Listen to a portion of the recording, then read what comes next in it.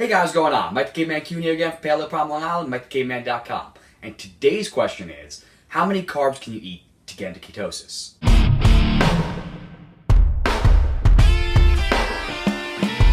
I'm the caveman! And the answer is, it's up to you. Now, unfortunately, it's not up to your personal preferences, but rather up to your metabolic and physiological needs. More important than a set defined gram intake is the percentage of fat to protein to carbohydrates. Told you macros were important, bro. Oh, shut up, you. So, what we're talking about is that each person is going to have their own needs. So let's go on a little bit of a math journey. I know. But it'll help us understand a little bit. So let's give us three people. We have a 220-pound male, we have a 135-pound female, and we have a 154-pound Mike the Caveman. This guy. Now, that's not my exact weight, but these numbers are all just to make the math easier. So we're going to convert that all to kilograms, which gives us a 100-kilogram male for number 1, a 60-kilogram female for number 2, and a 70-kilogram male for number 3.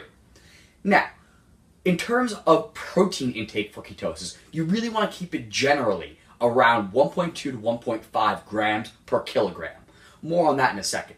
So in that case, person 1 is looking at 150 grams per day. Number 2, the female is looking at 90 grams per day. And I'm looking at about 105 grams. And that's at 1.5 grams per kilogram.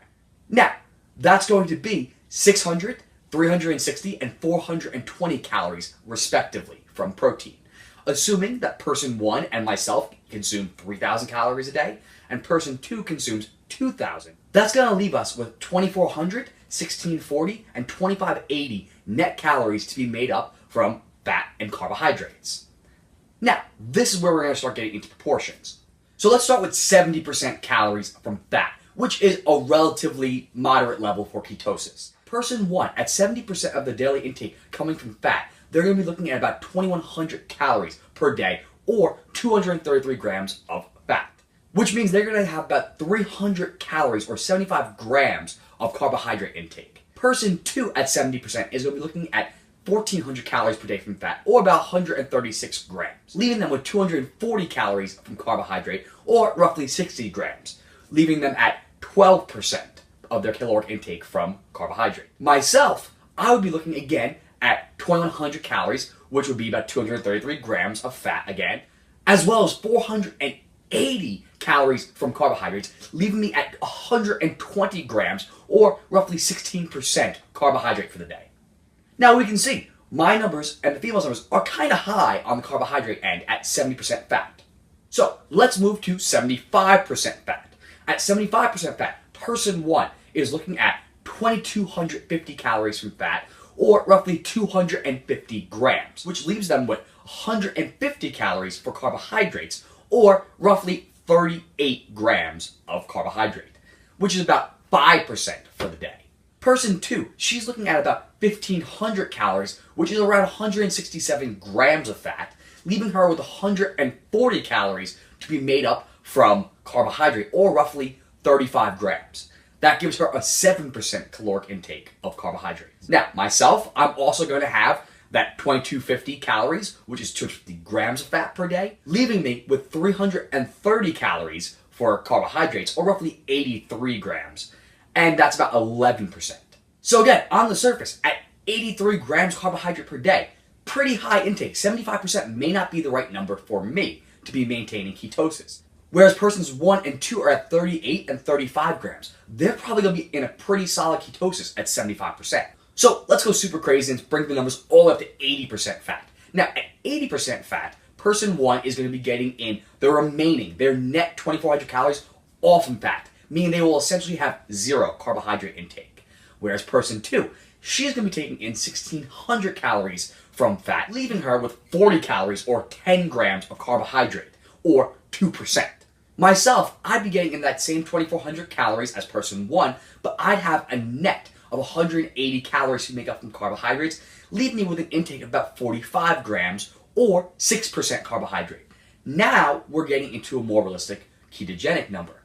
So for myself, if we're talking about capping our protein intake, we're looking at roughly 80% caloric intake of fat for myself, whereas those other two could probably do pretty well on 75% of the caloric intake from fat.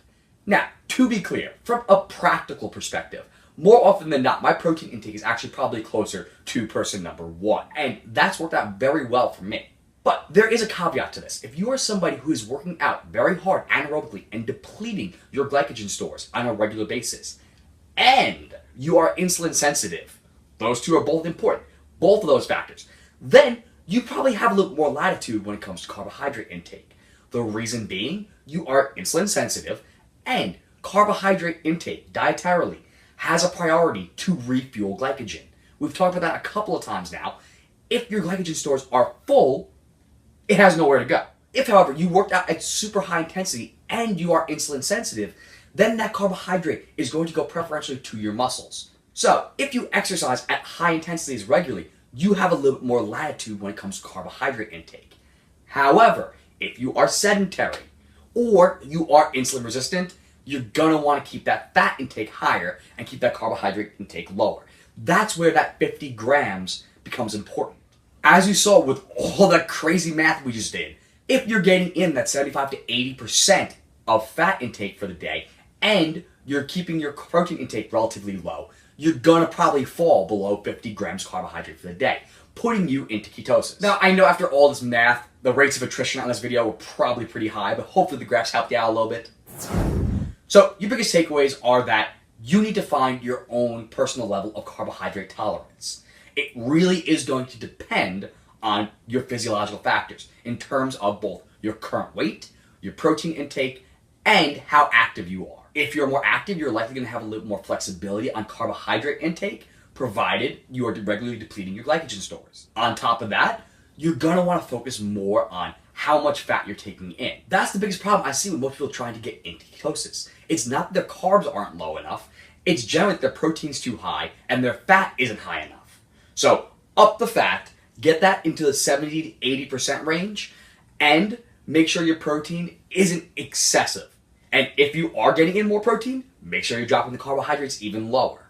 So, a lot of math, but a much simpler idea: eat real food, more fat than not. I did that math for you, I never do it for myself. But essentially, just eat a lot of fat, eat quality animals, and upwards of a pound of vegetables, you'll still be under 50 grams a day. So, just eat some real food.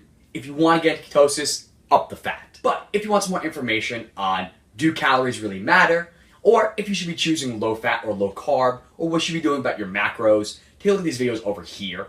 But either way, hopefully that helped you out, guys. You know what to do. Like and subscribe down below. Share it with your friends. Head over to Instagram and Twitter and follow me at Mike the Caveman, over on Facebook at Paleo Pound Long Island, and of course, over on MikeTheCaveman.com. That being said, have a wonderful rest of your day.